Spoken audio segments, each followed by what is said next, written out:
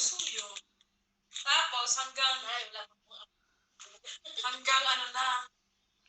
nag-o-open na sa akin na yung patanda ng fitness na nag-iiyakan kaming dalawa.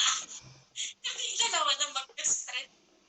Tapos siya, pinapahiyak lang niya ako. Sumpo ko sa nanay niya. Nanay niya, saka kausapin siya. Wala na siyang mag-o. Hindi, sabi ko sa nanay niya, kasi mas mainam na kagaya ko yung mapagtulad niya. Kaysa, papunta siya sa lalaki.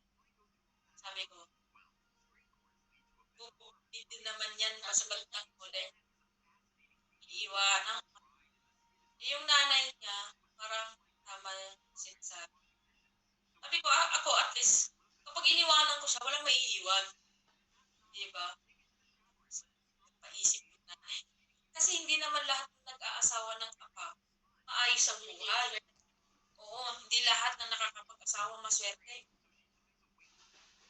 Walang sa apa.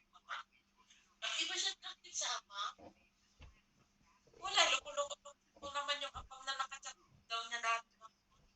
Hindi siya attracted sa apam, man. Pero may mga pangit na attracted sa apam, no? Yung mga itim, yung mga pangit. Gusto mo yung mga nakakapag-asawa. Sa tingin ko sa apam, ayaw nila sa mga pangumama.